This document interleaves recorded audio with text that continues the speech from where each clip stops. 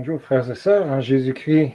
Aujourd'hui, notre semaine marquée par la fête de la Saint-Jean-Baptiste, précédée par la fête de l'Eucharistie. Mais en ce mardi, devant un défi de belle taille. Écoutons d'abord la parole du Seigneur.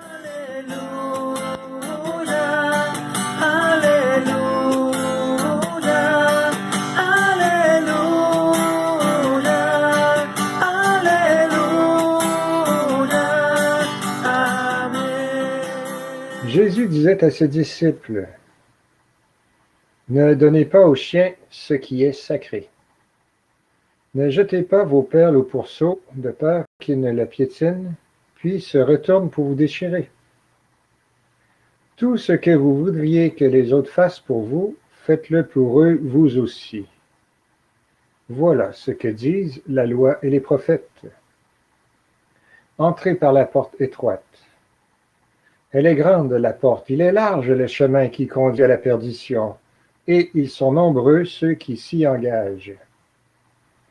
Mais elle est étroite, la porte, il est resserré le chemin qui conduit à la vie, et ils sont peu nombreux ceux qui le trouvent.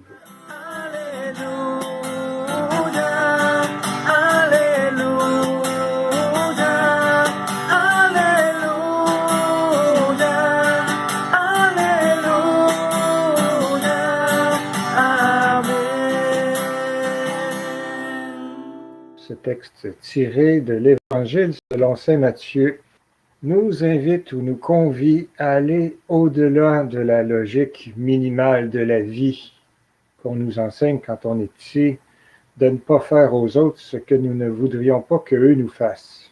Jésus dit, « Tout ce que vous voudriez que les autres fassent pour vous, faites-le pour eux. » Voilà ce que disent la loi et les prophètes.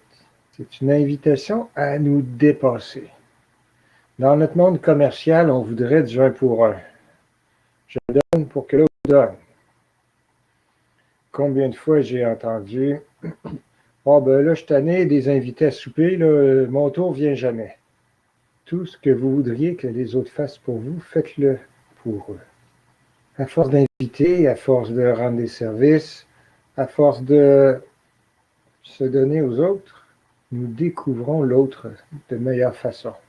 Je répète à qui il veut bien entendre cet exemple de Sainte Thérèse de l'Enfant Jésus à son couvent de Lisieux.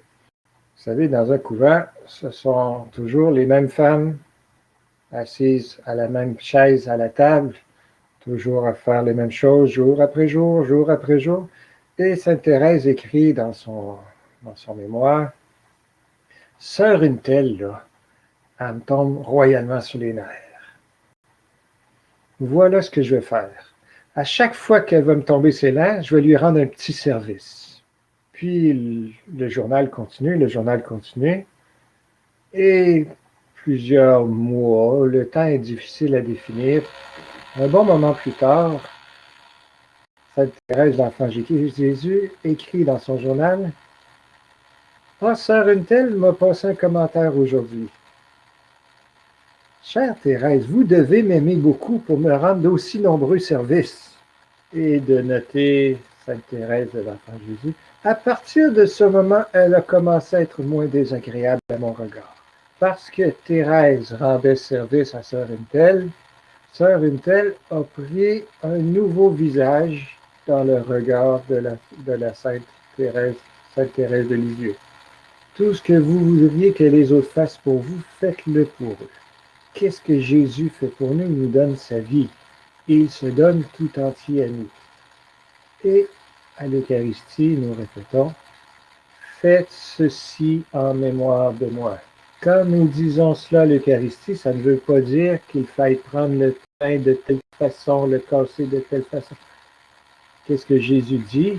Il dit, « Donnez-vous aux autres, comme je me donne à vous maintenant. » Dans le monde d'aujourd'hui, on veut que tout aille vite, on veut obtenir des résultats rapides, vérifiables, quantifiables, mesurables.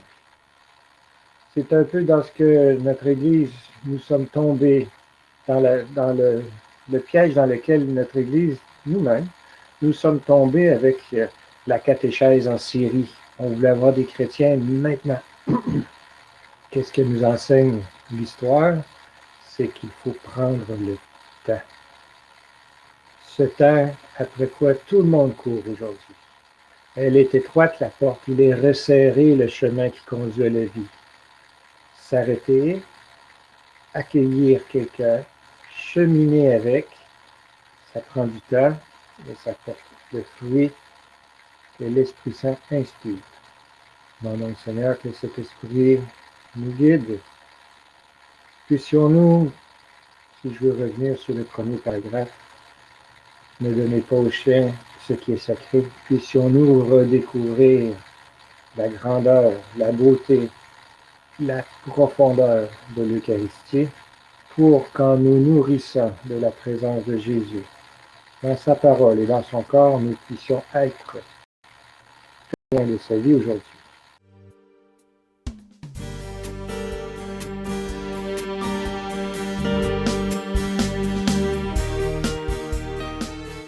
Prions ensemble avec les mêmes mots que Jésus nous enseignait.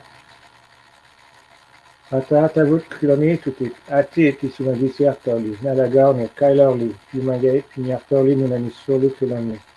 Ulumini katsatinit lornitigot pinanivut sunagi nigatigit pok tumanartumot pikinata pilitigouli pinitimit. Amen. Que le Seigneur nous accompagne, que sa parole et son Eucharistie nous nourrissent et nous mettent debout sur le chemin de la vie, et que la bénédiction du Seigneur nous y conduise et nous rende forts par lui, avec lui, en lui, au nom du Père et du Fils et du Saint-Esprit. Amen.